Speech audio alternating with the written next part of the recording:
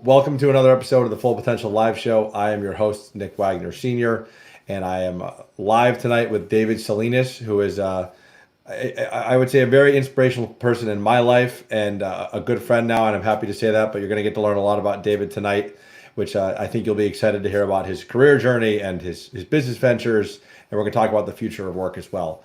But before we jump into David, I just want to let everyone know why I do the Full Potential Live Show every Sunday night. I get to hear from all sorts of different amazing people about their careers and their career stories. And the advice that they give my audience hopefully helps all of you reach your full potential regarding your career and gives you some ideas on what you could do that others have already done. So I think you'll get some inspiration from David tonight. And whether you're listening to this live or you listen to this on the podcast that we share afterwards, I appreciate you listening and joining us. So David, welcome to the show, and thank you for making time. Happy to be on the show, my friend. And I want to ask, David, the first question I want to ask you is, when you meet someone for the first time, say you're at a conference, post-COVID, of course, when you can go to conferences, and someone asks you, what do you do? No, I hate that question. What do you say?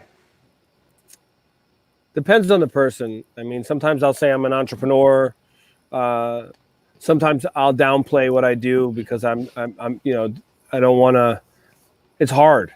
My wife, forget about me. My wife struggles. Like when her colleagues are like, "So what does your husband do?" Or she meets a friend and they're like, "So what do your husband do?" She's like, "I don't even. No one knows how to answer that." So I struggle with it. So I usually depends on my mood, depends on the audience. I usually play it down, right? So it's like, oh, I do some real estate, or I own a marketing agency, a digital marketing agency. I might say I'm an entrepreneur. I own several businesses, that kind of thing, because I do so much. I have, I have digital surgeons, the digital marketing agency. I have district in the campus, which includes a co-working space, a real estate development, a $25 million real estate development. Which is a lot to take in when you say that. Like, it sounds so big. It has the district athletic club, which I, I'm a partner in. And then I have a nonprofit, which is the host of the Holberton School. And that's just like a taste of the things that I do. And then there's like all these little, I'm an investor in these companies, and I dabble over here and I hustle over there. So it's definitely a good question and difficult to answer. I think at the heart of it, though, Mm-hmm. the first thing you said is true. You're an entrepreneur, and you do a lot of different activities to fulfill that entrepreneurial spirit that you have. But I actually really like that answer. I think if you had to answer with one word, I like entrepreneur, because I think that encompasses a lot of what you do. Or if I know you're a Jay-Z fan, I might say something like, "I'm a hustler, baby." Fair, even with the song. But we'll get to the journey of how you ended up an entrepreneur, because you weren't always an entrepreneur your entire life. You didn't become really an entrepreneur until post college, and we'll talk about that. But I disagree. You disagree? Okay, why do you disagree? In elementary school, I realized that chocolate milk was a hot commodity. And there's a whole story. I went to a special school for gifted children, and then I transferred into the regular school in my neighborhood because I got tired of traveling an hour to go to school every day. So my behavior was bad because the school class was easy, right? I learned how to multiply in kindergarten. So when I'm in third grade learning how to multiply, I was throwing stuff across the room and being disruptive because I was bored. And the school system didn't know how to handle me. So they let me go to the cafeteria to work on the hot lunch line. So I would be the guy that, checked you off if you were on the list and took your money if you needed to pay for lunch. And I used to get to do change because I was good at math. So they let me work. But then I realized that chocolate milk was a hot commodity. So I worked out a deal with the hot lunch ladies that let me take 10 chocolate milks every single day, and I got to sell them after the chocolate milks ran out. So is that hustle, or is that entrepreneurship? I think it's a little bit of both. Okay. So there it is. So that was your first entrepreneurial experience in elementary school. but your first incorporated entrepreneur experience wasn't until after college. So, and we'll get into that journey. Yes. But so I didn't know that you were in a gifted and talented program. I think that's an interesting fun fact about David Salinas. Yeah. So let's just talk about you growing up and that experience, because I know, just from us becoming friends, that your experience growing up, I think, shaped who you are today quite a bit. And you grew up in New York, in New York City, for those that don't know, and you ended up here in Connecticut. But share a little bit about your experience growing up and what that was like. And you ended up going to college. Was college always part of the equation? Did you? I don't think you worked from starting in elementary school, but I think you started working at a young age. So share a little bit about your upbringing that has helped you become who you are today. Absolutely. So my mother was Jewish, born in New York. They didn't come from much at all. My father moved to the United States when he was 16 years old from South America, from Peru. He was one of 9 children, grew up very, very poor. He moved to the United States, and he was, he took odd jobs, dishwasher, janitor, stuff like that, typical immigrant work. They met, and my father had moved up from janitor of a group of buildings to superintendent. So he and 1 or 2 other guys managed 6 buildings of 82 apartments per building on one single block in Queens, in an area called Lindenwood, which was a part of Howard Beach, Queens, right by JFK Airport. So he was in a union. He made, minimum dollars. I remember the first time I ever saw his check, and I was like, that's it. And my mother didn't work much, and then she died when I was really young. So life was difficult. There was 3 of us in the house, 3 kids plus my mother and father until my mother had passed away. I started working at the age of 12. I mean, I did all kinds of odd jobs before that. Like I just said, like I worked at the hot lunch line, and I sold chocolate milk. And I've been thinking about this. I sold chocolate milk. If it snowed in New York City, my brother and I used to be out on the street. My father was the superintendent, so we had access to shovels. So we'd grab the shovels and we'd get cars out. So in New York, instead of shoveling driveways, everybody parked on the street. They do street parking, parallel parking, and the plows come and they plow everybody in, so that they make these big mountains on top of your car. So if you got to go to work and make some money, you needed to get out. So my brother and I would literally just walk up and down the blocks. And if you see somebody get in their car, we'd be like, hey, we'll help you get out for $25 or $50. And people would be like, listen, I got to get out. I'll do whatever. And we'd quickly shovel them, and we'd push them. We'd rock the car and we'd push them out. I was doing that at the age of 10 years old. By 12 years old, I got my first job as a busboy at an Italian restaurant called La Villa. And I was a little guy, probably like, just a hair over 5 foot tall. And that was my first job. And I always say that was the job that started me off. That was the job that really taught me about sales and how the mechanisms within a business worked a little bit. And that was a whole lot of fun. College wasn't in the cards. I think, getting a high school degree was like the thing that my father used to talk about. You have to graduate college. You have to get a diploma. High school. You have to get a high school diploma. And, we were just trying to figure things out. A lot of bad influences. There was a ton of bad influences where I grew up. A lot of criminals. We were like right on the border of East New York. So we used to see all types of stuff happening, from cars getting stolen to some pretty bad stuff. New York City was wild in the 80s and 90s. So that was life growing up. It's interesting because your father was not an entrepreneur, your mother was not an entrepreneur, yet you became an entrepreneur. And I just always find that interesting because I think a lot of people come from families that are very entrepreneurial. So where do you think that spirit came from? That spirit or that hustle or whatever you want to call it. Was it a family friend? Was it, where was that inspiration from?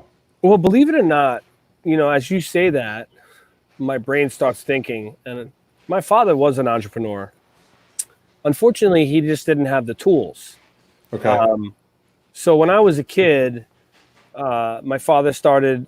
So we lived in co-ops. So it was mostly rental. The 6 buildings were 82 apartments. They were mostly rentals, and then they were converting into so you could buy apartments in the buildings. So when someone would leave an apartment that was rent subsidized, because New York City had subsidized rentals, when somebody would leave, they would quickly redo that apartment. Redo the wood floors, bathrooms, kitchen, or bathroom, kitchen, because only like one apartment on each floor had 2 bathrooms. They'd quickly redo them and then try and sell them, or rent them for a much higher price. And my father actually spun up a company that just did bathrooms, kitchens, and the wood floors, so that because he was in the seat to get that work, and he understood what their numbers needed to look like. So he actually started a company. I remember it was called PDW, Paul, David, and Whitney. That was my brother and sister's name and my name, incorporated. And that's what he was doing. And he was using the workforce from within the buildings to help him. He then got into some real estate, and he started to like buy apartments and then rent. So he bought apartments within the same buildings when he saw good deals, and he would rent them to people and make rental revenue. So he was definitely entrepreneurial. He just didn't have the internet to teach him like I did. He didn't have Interesting. Yeah. advisors and mentors to teach him. Like I remember he used to have those old like Mr. Rogers' Better Homes books to like figure out how to do stuff. But he was like that. Like he was a hacker. He was a hacker in a primitive sense. Right. Yeah. And he was a hardcore negotiator. Like I learned how to negotiate from him because he was never afraid to ask questions. Like he would ask you the most awkward questions, the questions that people can't ask you. Like, hey, Nick, how much money do you have in your bank account? That's interesting. So that's where you get it from. I do think I have to pay homage to him. Now, there was also other people in my life. Growing up in New York, there was literally gangsters in New York, and people idolized them.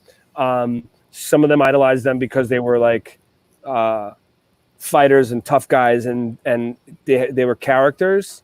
I idolized some of them because they were really great businessmen, and they strove to be businessmen, to get out of to go from the bottom up to the whole Godfather story is like we want to become legitimate.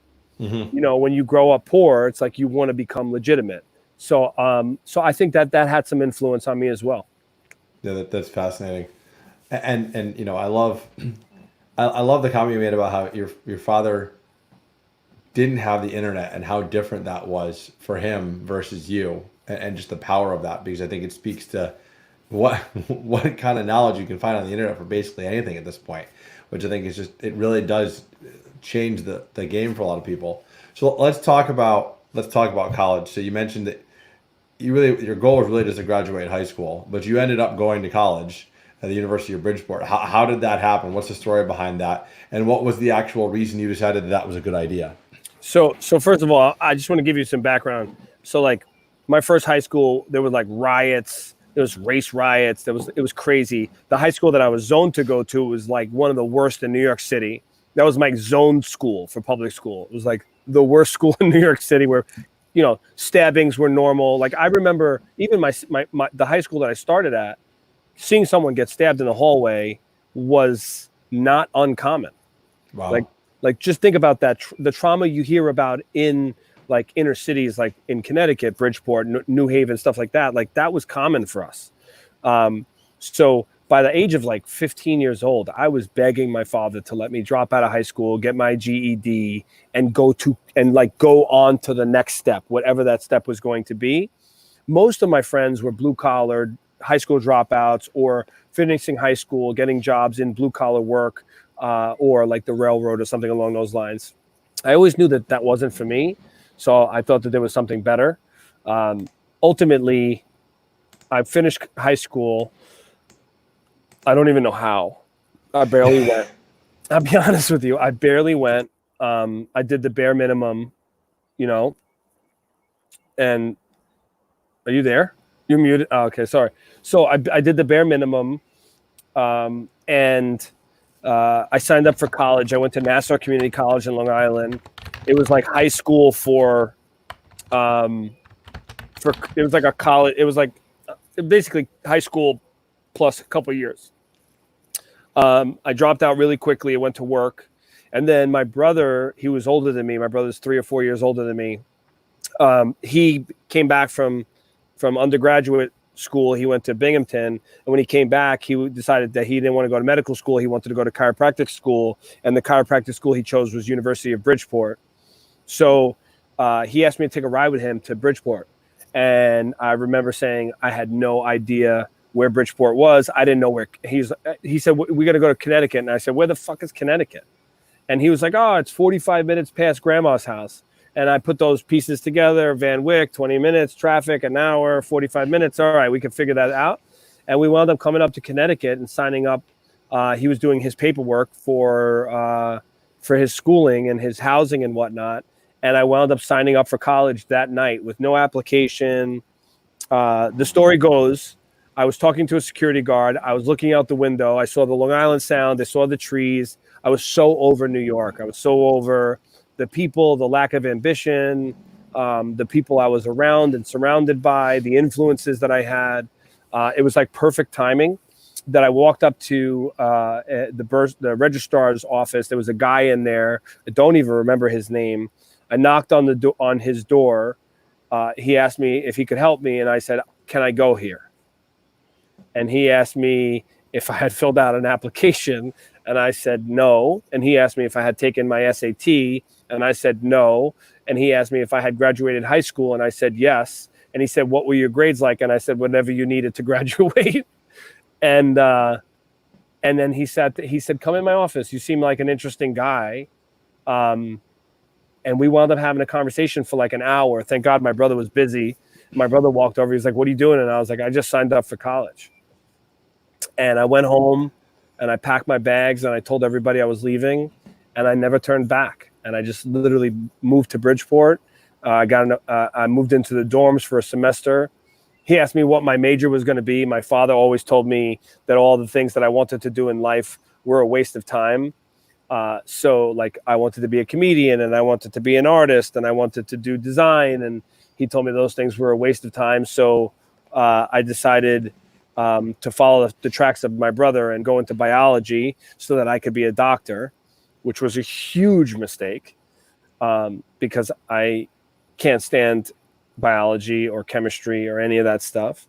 And I literally signed up, and the guy said, I'm putting you on probation. You got to have a C or better. He asked me what my electives what electives I wanted in my freshman year. And I said, what the hell is an elective? And he was like, art, history. And I was like, that stuff's all bullshit. Give me a business course. He gave me a marketing course. That marketing course changed my life.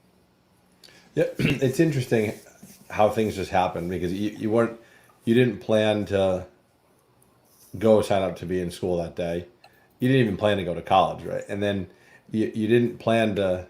It wasn't like you went there with this sense of, I'm going to do this, or I'm going to sign up for a marketing course as my elective. And it all just kind of happened, right? And then you ended up falling in love with marketing. So you graduate college with a business degree. You have this marketing background. Did you immediately start your entrepreneurial ventures at that point, or did you go work for someone? What was your path? I mean, in college, I was already starting to show signs. Like I knew I wanted to be a boss. I knew that, I walked into school as a leader, right? I walked into school and took a position in even in the university. Like as a freshman, I was a leader. As a freshman, I threw the biggest parties. Right? You smile, but like most times freshmen come in and they're like trying to figure out their ropes. I walked in and I was like, this is my school.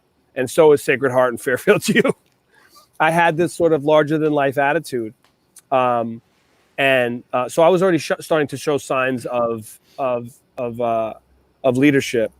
I was writing business plans, coming up with ideas in college. But it wasn't until after college that, reality sits in. It's like, hey, you got no money. Raising money is really, really hard to do. Nobody really trusts you because you got a really thick New York City accent, and you're rough around the edges. So I wound up getting a job. My first job was for an electrical firm, electrical contracting company that was trying to grow. I took over sales and marketing for the company without knowing what I was doing. By the way, this whole time from 12 years old till 24, I waitered. I always worked in the restaurant business because I made a ton of money. I made more money as a waiter than most people could make in, most of their careers, right? As a waiter, I could work 4 tables and make $100 in 4 hours and go home, or I could make 4 tables and make $200 or $300 and go home. But I was always pretty well compensated in that role in the services industry. So now I graduate, electrical contracting company. That didn't work out. I answered a newspaper ad.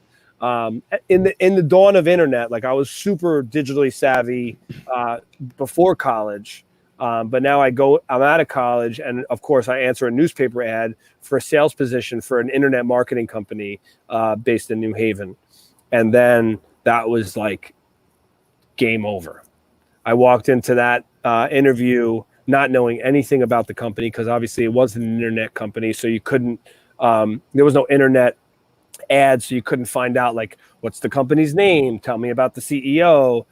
It was pretty much a blind sales interview, and I walked in, and this guy walks in. His name was Michael Buckley, and he said, we manipulate websites to get them to the top of the search engine for specific keywords. And I remember just looking at him and saying, come again? You can do that? And he's like, yeah. He's like, we sell it as a service. And I was like, holy shit, I need to know more. I want to be a part of this. I negotiated an awesome salary. Not an awesome salary. I in comparison to what they were offering, I negotiated a great salary. They were offering $300 a month plus some ridiculous, stupid pyramid scheme of a commission scale.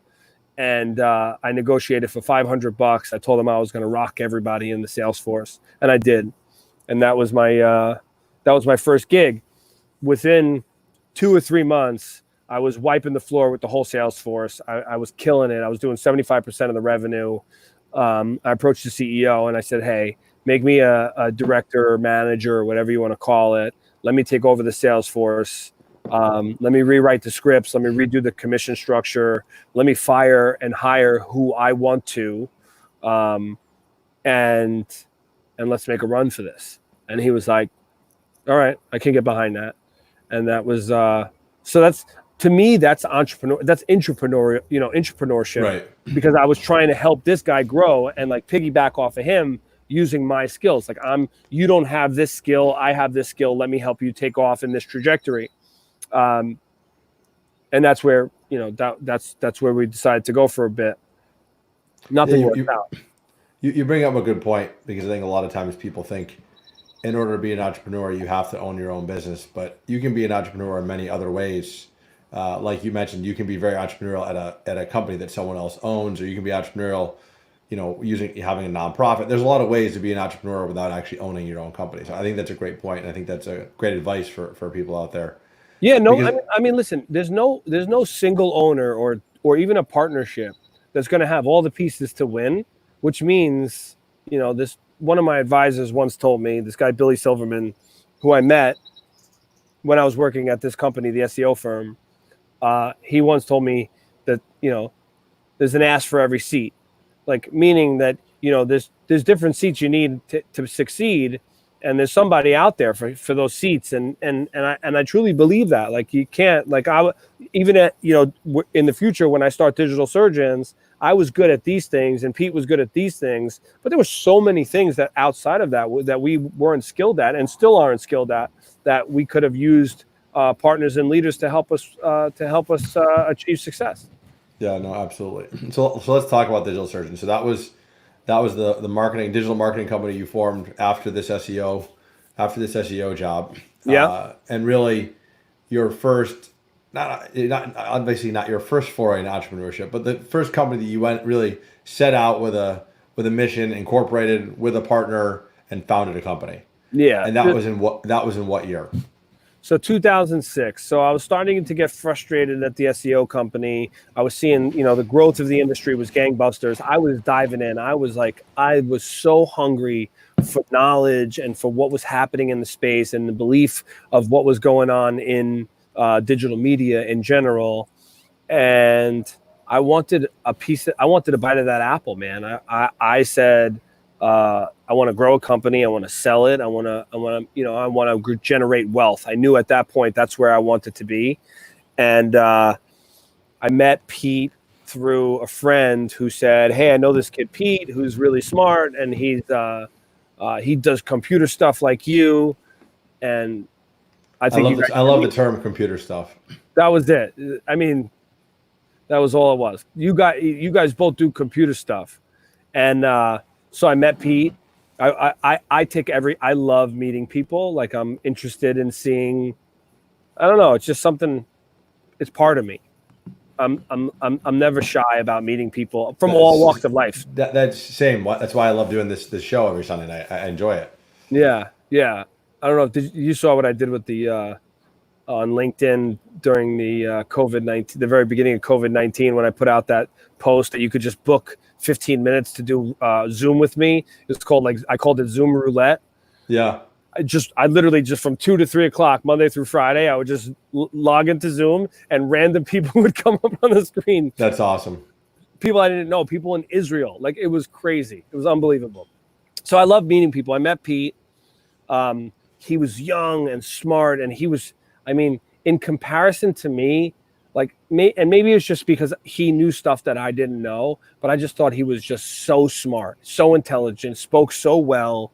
For his age, I was so impressed. He was obviously young. He's 2 years younger than me, 2.5 years younger than me.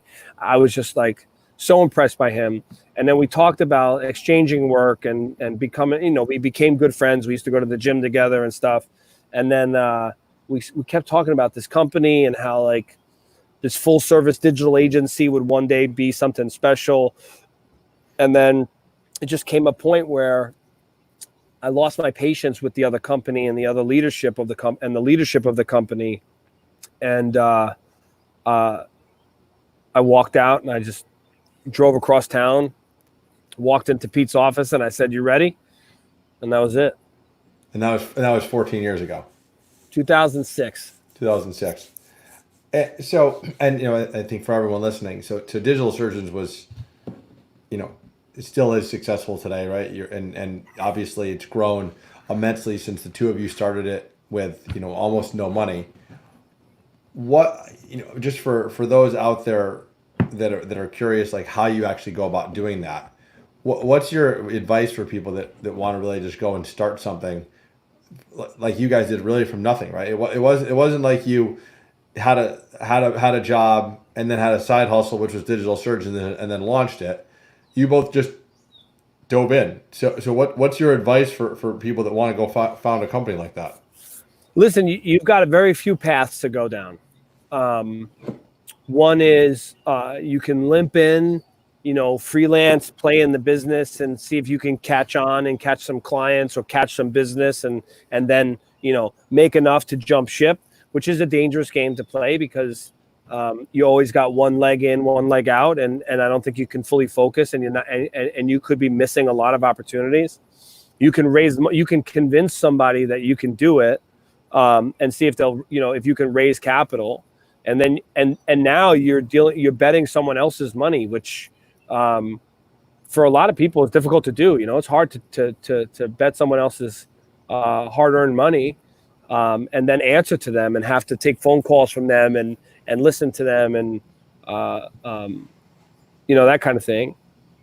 Or, which we tried to do, by the way. It was a crazy story. We had investors at the table. They were all real estate guys. The housing crisis came in 2006, 2000 through 2008 was when the housing crisis happened, and they all pulled out on us, and they didn't want anything to do with us except for one guy. And then he died in the middle of discussions. Literally, we were at the table with lawyers, and they were drafting information, and this guy died. That was Billy Silverman. Awesome guy. He was one of my favorite people, character. I knew him for about 2 years. Just had all these amazing little sayings, like fast nickels are better than slow dimes, trying to just emphasize the fact to hustle and to get your cash up and that kind of thing. Anyway, long story short is once he passed away, it was a sink or swim situation. And, Pete and I basically put $2,500 into a bank account each and started an LLC and just started hustling. And that was it. And bootstrapped the shit out of the business. I could tell you crazy stories, like going to a business expo, and Pete and I would design the content and the strategy for like this animation that would bring people over to the booth, and Pete would do the animation and all the creative, or work with his creative people, freelancers or full-time folks, to get it all together. But then we had no screen at the expo to like put it on. So I would go to Costco, buy a screen, unbox it, put it up at the expo, take it down, box it back up, and return it. We did that like 5-6 times. Yeah. I'm not kidding you. We bought from BJ's, from Costco. We bought it from Walmart. That's funny. From Target. Yeah, but you do what you have to do, right? You have to hustle. You have to find a way to make things work. You have to find a way to get the introductions you need. You have to find a way to meet the advisors that are going to give you the best information. And you better not take advantage of those situations. You better make the most of them. Yeah, so I think that's good advice. And I love, I think the relationship you formed with Pete, who's, for those listening, that your partner that you founded Digital Surgeons with, your skills complemented each other so well. And you mentioned how you thought he was just so brilliant when you met him.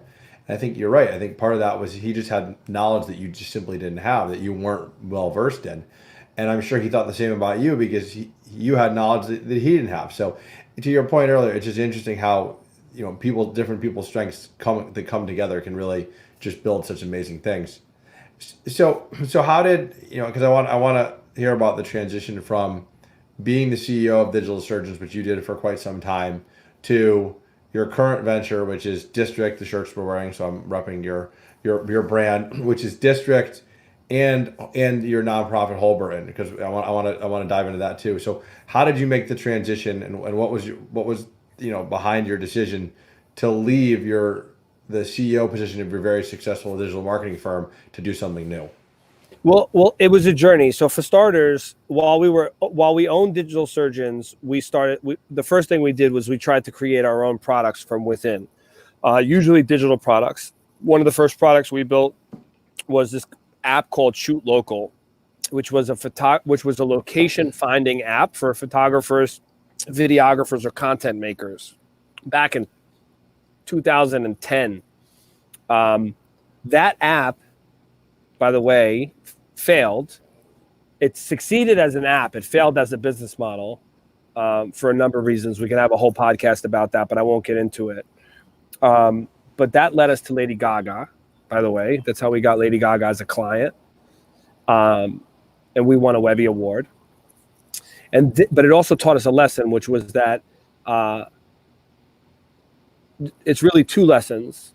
One is there's a saying, the hunter that chases two rabbits goes hungry. Mm-hmm. We were chasing I was chasing two rabbits. I was running Digital Surgeons and running Shoot Local, and it just doesn't work. The other thing is that I was just trying to find people that believed in me enough to lead Shoot Local and to be the champion for Shoot Local, even though it wasn't their idea, and that doesn't work either. So you got to find champions. So then we pivoted to finding champions and investing in companies, using services or limited amounts of cash to get in on angel rounds, seed rounds, and Series A rounds in companies. We did that. That was successful, moderately successful. We're still in those bets. Those companies are still alive today. One of them got invested by Amazon. Amazon took a round, which is cool. We're on the cap table with Amazon. Another one became Arcos Golf, which is like one of the hottest golf technologies in the world. I was on the team that named Arcos. I did the entire pre-launch strategy for that company. So that was fun. And then all of a sudden, if you think about trying to think of an analogy. Um, Sort of like it's sort of like a shark in the water, like can smell blood from miles, from kilometers away. Um, that's how I am with opportunities. I'm always in the water, and I can catch sense and feel things and believe on, and understand how behaviors are working and stuff like that. I'm always on the lookout for opportunities. I always see them. I pass on many. I've got, my bullshit sniffer is pretty good. I've got some skills on saying no, Yeah. which is also something people have to be. You have to get when you reach your full potential. You say no to a lot of stuff. Long story short is district comes into play. It was serendipitous. Another podcast story for itself. But we needed an office space. CrossFit needed a new place for its gym. We tried to figure things out. This guy had bought our building from New York, and he wasn't believing in the vision for the city, the vision for the building. He wasn't listening to anybody. So I came up with this idea to create District in December of 2014, and that went underway. And within things, I juggled as much as I could for the first year and a half, 2 years. I was balancing District and Digital Surgeons, but I found myself back in the old, calamity of the hunter that chases two rabbits goes hungry. Mm-hmm. It was creating resentment between Pete and I because I was doing what I wanted to do and not focused on the business. And we had some advisors that came to me and said, listen, you got to choose. Both of these businesses are very serious businesses that you have on your hands now. You got Digital Surgeons as a multi-million-dollar company. District is a multi-million-dollar development.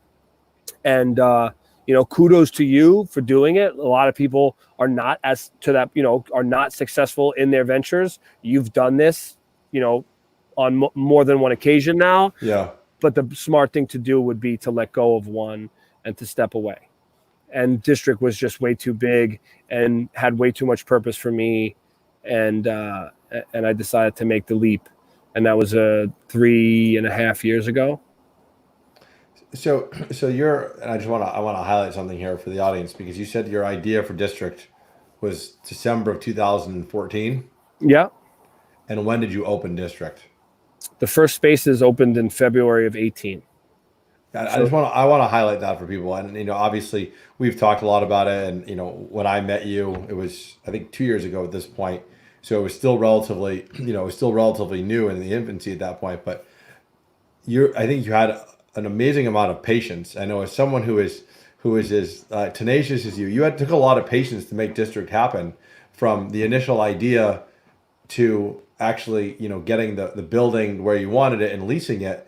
Because I think the big thing that you probably learned through all this was, there was a lot of barriers in your way. And if you had stopped many times along the way, you wouldn't have the campus that you have today. So patience and just your stick-to-itiveness, I think, really is what drove you to get this project done. Yeah. And the funny thing is, in my mind, I wasn't having patience. Like I would get stuck. The night that I had the idea for District, the next day at 7:00 in the morning, I was texting, calling, and emailing people. And they were like, when do you want to talk? Like, I can set you up for a call next week. And I'm like, in an hour. Like, I need to speak to you now. Like, I want everybody to prioritize this now, because I need to.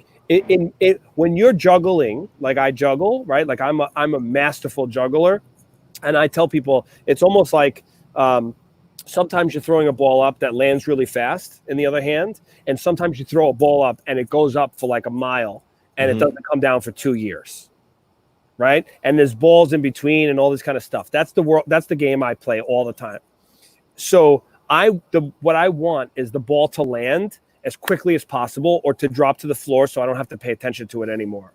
And that's my lack of patience, and me just like I got into fight with government officials, and I'm just like, literally, I'm going to curse because I've been cursing the whole time, but I'm like, fuck you. I need an answer. I don't care about your public due process and your bullshit. I need answers now, and I need you to act like a private business for a second to understand that money's cheap and people are wondering, and I need to fill leases and and you're holding me up. So shit or get off the pot and give me some fucking answers. And so it is patience because it took years, but in my mind, like every day I'm going to battle and fighting for yeses and nos. But I actually, so it just cracks me up because I think you actually are very patient, and I say that because I think if you look at our current generation, if you look at like, It's a very nice there. If you look at like Gen Z as an example, who've had everything in their life instant, right? Whether it's watching a show, listening to a song, finding a date, searching on the internet, you name it, it's instant. There's a lot of impatience, with the younger generations. You were to tell someone it's going to take you 3 years to get this project from idea to leasing. A lot of people will be like, "Really? I don't want to go through that." So I actually think you were pretty patient. So it might not have felt that way at the time, but I think that was just important to highlight because I think sometimes to get what you want, you have to be patient, and you just have to keep pushing and pushing and pushing. You have to be patient for the big wins, right? Everybody wants absolutely to turn on success. And they're like, oh, I don't want to wait 3 years for success. But to me, success is just a series of successes and failures, right? Mm-hmm. So like each of those is where I say I don't have the patience. But for the big picture, yeah, you have to have patience. So explain to the audience what your original vision for District was, and did you actually meet that original vision that you wanted? Yeah, definitely. So the original vision was 95% of what it is today, as far as like thematically. What I was trying. So District is a multi-tenant, predominantly early stage business campus that's rich with amenities. And the purpose of District was to fulfill what I believed was market demand, was a market need for new space, new workplaces, new environments that surprised and excited people in a way that Connecticut was just not doing. So I think for that matter, a lot of states actually. Yeah. We were the most thorough campus in the country for definitely on the East Coast for a huge period of time, and people are constantly trying to keep up with us. And then now we're in the innovation, like innovate, do better, grow bigger, grow faster type of a thing. But today, just to give you a sense, we've got over 160 businesses at District that range from one-person companies to 60-plus person companies. We've got the number one venture capital firm in the state of Connecticut, housed in District now, Connecticut Innovations. We've got an athletic club called the District Athletic Club with CrossFit, yoga, spinning, heavyweight lifting, Olympic lifting, beautiful athletic center, probably the nicest in the county, or in top 3 in the state for sure. And it's free to all of the members of the building, all the employees of the companies that are housed in the building, and open to the public. We have a co-working space that started off at 18,000 square feet, hit 100% occupancy, and we just increased it to 28,000 square feet. It's got over 100 private offices ranging from 1 to 7 seats, tons of cool spaces, awesome design. We have a restaurant out back, detached, barbecue, one of the top New England barbecue guys. I think he is the number one New England barbecue guy, with a beer garden, an amphitheater, bocce courts, a track along the river in the back, full parking lot to do events and stuff like that. We've got a software engineering school that we have as a nonprofit where we're teaching people to be engineers, to bring talent into the ecosystem. So we're learn, work, and play. Which is something that no one's really tackled. And we're considered the probably the shiniest star in the state. Very well respected by the government, by people of all creeds, races, and parts of life. Yeah, and I think I think you bring up a couple really interesting points. Just like the variety of amenities that you have within the space and the ability to let people do more than just work there, I think is huge. And I think the other really cool thing about it is just the ability to, as you like to say, create collisions Yeah. throughout the space between people that might not typically meet each other. Oh yeah. So Just to give you, I want to just point out a collision. yeah, We had a startup company fail, and a startup company and a company that starts up companies get a patent for holographic eye testing in the building, and they needed a CEO.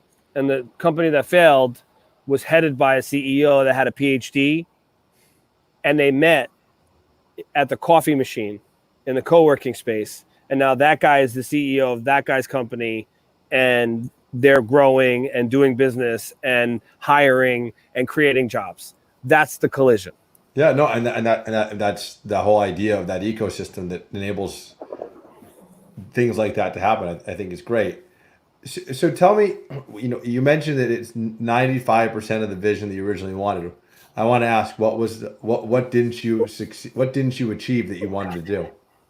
No, I wouldn't say I didn't achieve it. Okay, It just different. Like it's different. I got it. Okay, Learn for me was not supposed to be a nonprofit that I ran. That I was the chair of.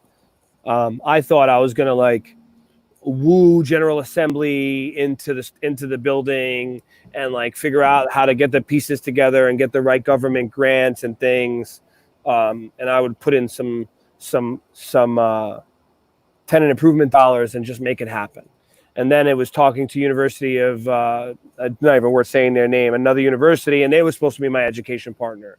And then the more I researched and did my due diligence to understand where I wanted education to land and what I thought education needed to be, the more bullshit I could smell, right? Like, remember a couple of minutes ago, right. I said my bullshit detector is money.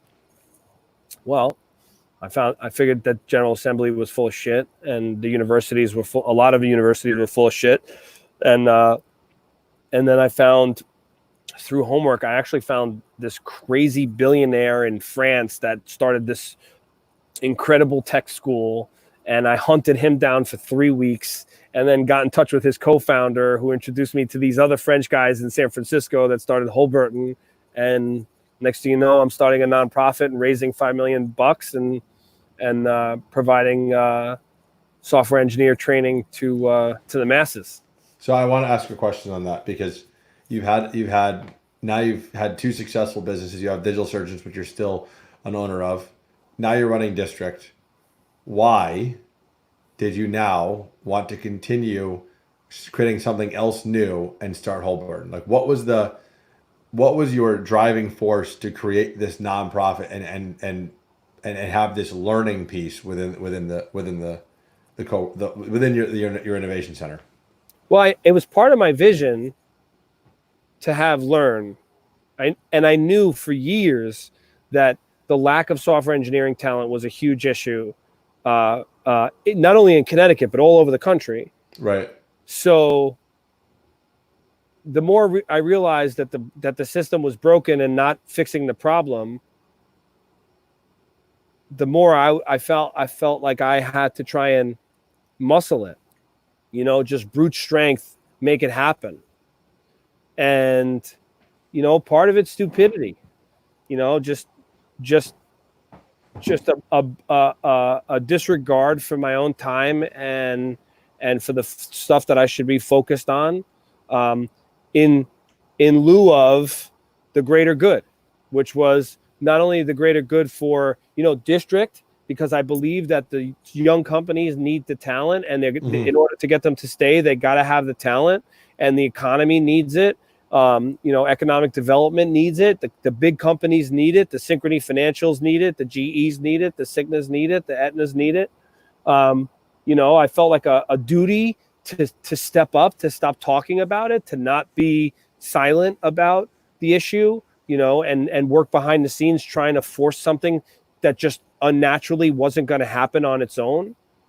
And I never raised money before for a company. Like I had no seed round, angel rounds, series A round, B round for digital surgeons. The development district, that's bank financing. That wasn't any traditional, venture type financing. And I sure as hell never asked people for money philanthropically or did any grant work.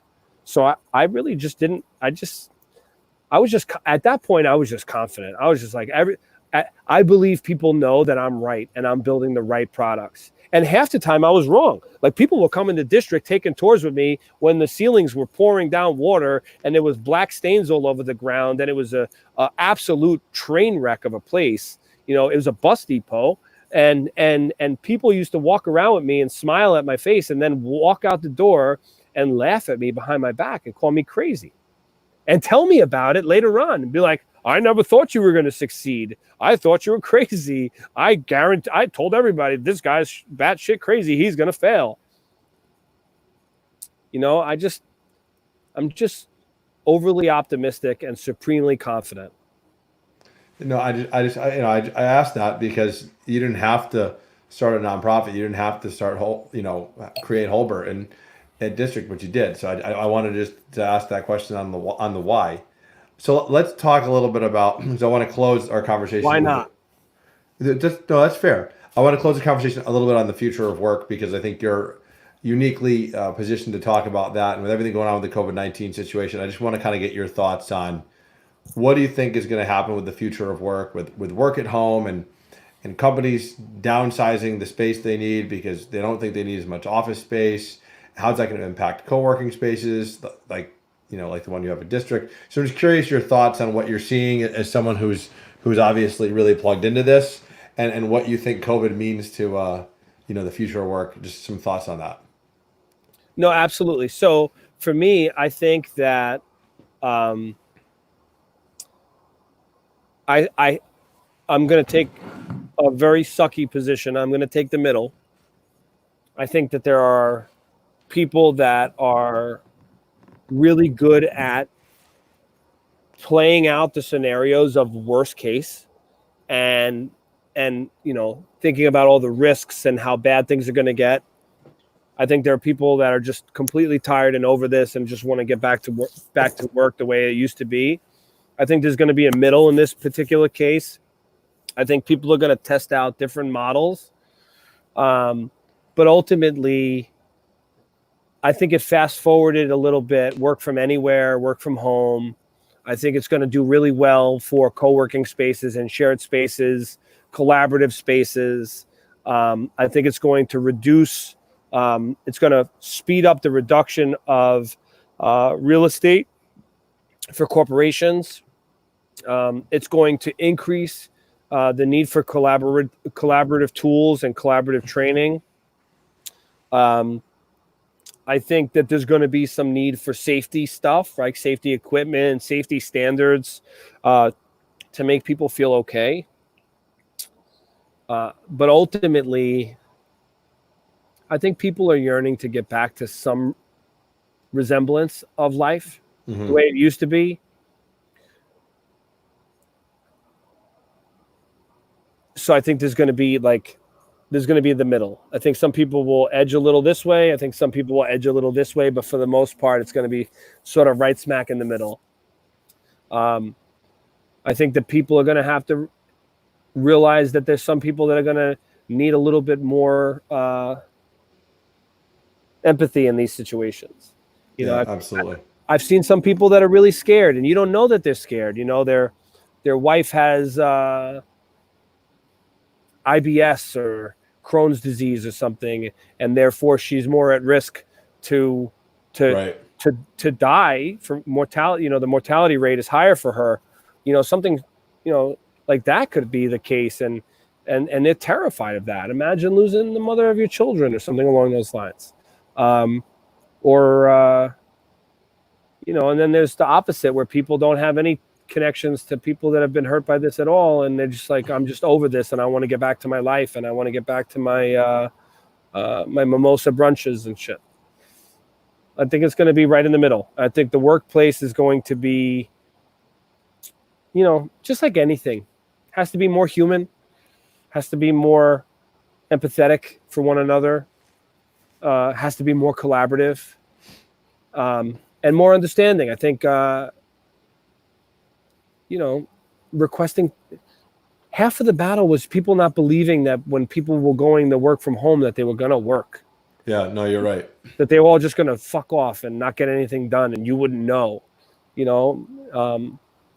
I know people that fought for years to get one day work from home, work from anywhere, and now their bosses are like, well, we're stupid.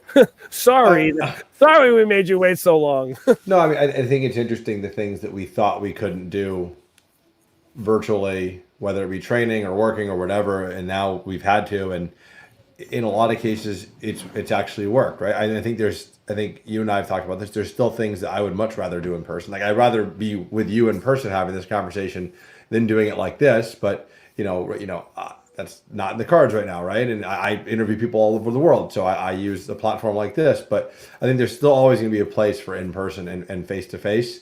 I just think it's going to be, a lot more selective moving forward. So I think that's great insight, and I appreciate you sharing that, because I just think you're uniquely positioned to kind of comment on it. Yeah, I mean, there's been certain things that I've literally had to, I've been like, no, I have to meet you face to face, meet me at district, because I know in certain circumstances my ADHD is going to kick in, and I'm like, not there. My superpower is ADHD. That's why I can do so much and take on whole burden and all that stuff, and because my brain can operate in different channels all the time. But right. At the same time, sitting in my home office, like trying to do certain activities just doesn't work. And I'm like, I need to be in front of you with a whiteboard standing up, and I need to be engaged. Yeah, like I just can't do it. So I get it. It's a balance. So I appreciate you joining and sharing all this great insight. I want to close with the one question I ask every guest, which is, what is your advice for all my listeners on the one thing that's helped you reach your full potential that you would share with everyone? So what is that one thing that is just served you so well throughout your and it hasn't even been that many years, to be honest, since you graduated from University of Bridgeport. But what is that one thing you'd share with people that you would say, here's my advice on how to be successful and reach your full potential? So I think that the one thing is self-esteem and confidence. I think that the answer to finding that is within. I think that there are people that have extreme self-esteem and confidence. There are people that pretend like they have it, but they're really deeply afraid, and they use that as a facade. And I think that there are people that have no self-esteem and confidence. I think that if you want to reach your full potential, you have to figure out where you are, and you have to figure out how to boost those. Think about it as a game. Like, how do I, if you have like strength and this and that and self-esteem and confidence, like, how do you get that line to get more XP, as right. a gaming reference, is first by understanding what you have. Do you truly have issues? Seek help, talk to people, find advisors and mentors, go to therapy, find out where your baggage is. I did it, and it was illuminating for me. I always say, like, I feel like I have incredible intuition, both externally and internally, but I also feel like no one can fully see 100% within. So I always said I could see 85, and that 15 was just like a complete wall, like a complete darkness for me. So I went to go see a therapist, and she did some work with me. And I remember when I had that aha moment where I was just like, oh, you just unlocked a whole world for me. Thank you so much. I now know where my managers are. I know what I do, why I do it. And both self-esteem and confidence in your personal life and your professional life. Because to think that you're going to be a miserable fuck in your personal life and be successful in your professional life, I don't believe that can happen. I believe you have to have both working optimized, both at their full potential for you to be at your full potential. No, I think that's great advice, and just thank you again for coming on to the show and sharing all these great stories and great experiences. We're going to make sure to link to your LinkedIn profile in the show description. We'll link to the Digital Surgeon's website. We'll link to District New Haven's website, and just to make sure everyone can learn about anything you're doing if they want to get in touch with you. And maybe if they're interested in reaching out and learning more about either any of your businesses or ventures, I know you're always willing to have Zoom roulette and maybe talk to some people. So if anyone wants to get in touch with David, feel free. Nick, you're the man. Thank you for doing this. Thanks for spreading this knowledge with all your guests, including me. Thanks for having me on. Thank you, sir. Take care, my friend.